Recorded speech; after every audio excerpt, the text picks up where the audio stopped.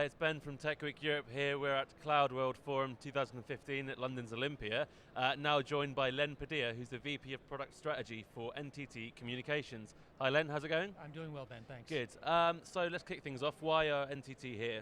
What are you showcasing? Yeah, this event is great for us because it gives us a chance to see the people on the app side of the business, see people that are looking for infrastructure, and obviously see all the new startups, see different companies doing new things.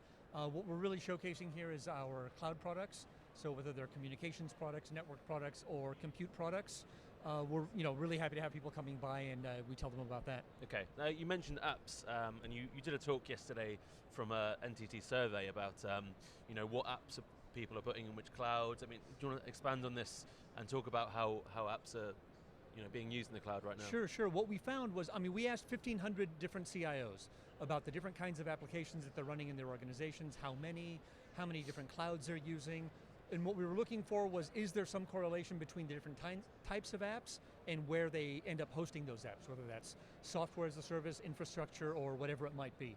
What we found is that the technology is important, but it's not the prime driver. The most important driver with where people end up putting these apps is basically how much legacy IT they're dragging along and how forward-looking they are with their new applications. Yeah. So depending on the balance of those, usually ends up deciding whether they go full software as a service, infrastructure in the middle, or something even more conservative and conventional. Okay, and also how does NTT view SDN in the enterprise at the moment?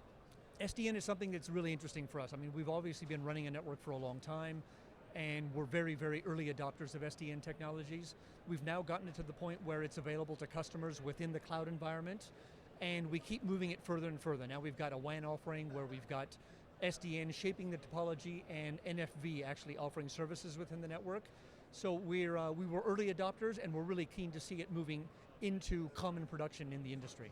Okay, what other trends are you seeing across the general cloud at the moment? There's a lot of data sovereignty issues facing sort of European data centers at the moment, and NTT themselves have just bought out the German data center provider eShelter. Yeah.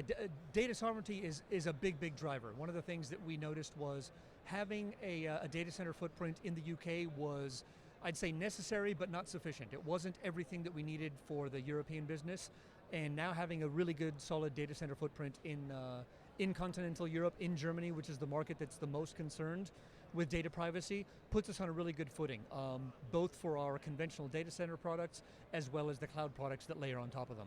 Mm-hmm. And are there going to be any more sort of expansions soon in the data center space? Certainly not something I can say, but I would say watch this space. Okay, Len, thank you very much.